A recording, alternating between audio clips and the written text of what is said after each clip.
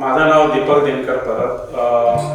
आम्हाला इथे जैतापकर वाडीमध्ये बंगलो घेऊन 7 वर्ष झाले. सुंदर प्रोजेक्ट होता.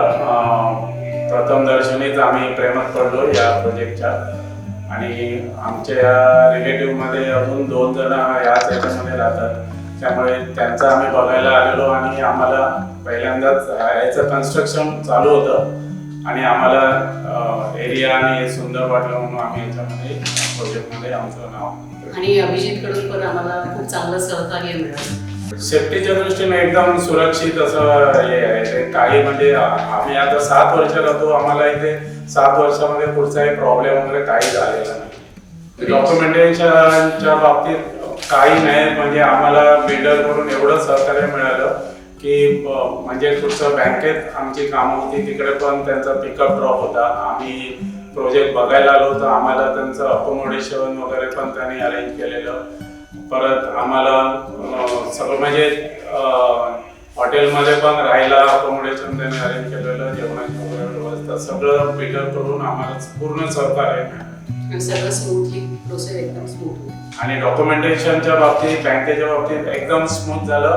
आणि जे जिल्हाधिकारी कार्यालयामध्ये डॉक्युमेंटेशन होतं तर स्वतः बिल्डर आमच्याबरोबर तिकडे हजर राहून म्हणजे काही आम्हाला त्याच्यामध्ये एकदम पीसफुल आहे इकडचं वातावरण. म्हणून आम्हाला जेव्हा सुट्टी असते तर आम्ही हेच बघत असतो केव्हा एकदा आम्ही आमच्या सेकंड होमला व्हिजिट करतो असं आमचं असतं. एकदम सुंदर म्हणजे शेजारी एकदम सहकार्य देतात आणि आमचं भाग्य समजतो की असे आम्हाला शेजारी सगळे मिळाले. मी तर नेचर बघितलं कारण कोकणामध्ये घर घ्यायची माझी खूप इच्छा होती पहिल्यापासूनच. म्हणजे मी ठरवलं होतं की माझं एकत्रित घर आहे तिवऱ्याला कणकवलीला, पण तरी पण एक आपलं स्वतःचं घर असावं अशी माझी खूप इच्छा होती. आणि दुसरी गोष्ट म्हणजे इथे सर्व सुखसोयी आहे. रेल्वे स्टेशन जवळ आहे आणि हॉस्पिटल जवळ आहे. म्हणजे कुठच्या गोष्टीत म्हणजे काही म्हणजे आम्हाला बघावं लागतं.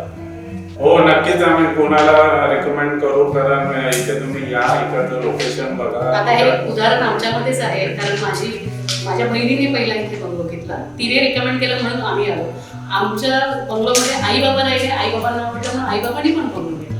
म्हणजे हे चांगलं उदाहरण आहे की बाबांचं पण आम्हाला हे करावं लागेल की ते रिटायर होऊन सुद्धा त्यांची पूर्ण गुंतवणूक या प्रोजेक्टमध्ये घालून म्हणजे एवढा त्यांना प्रोजेक्ट हा आवडला की त्यांची रिटायरमेंटची पण गुंतवणूक त्यांनी या प्रोजेक्टमध्ये इन्व्हेस्ट केली आणि ते एकदम हॅपी आहे तिथे पण. म्हणून ते त्यांनी मुंबईचा फ्लॅट विकला इथे राहण्यासाठी.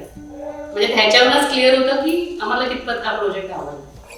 कन्स्ट्रक्शन आता 7 वर्ष झाली. आम्हाला 7 वर्षामध्ये पुढचे आता माझा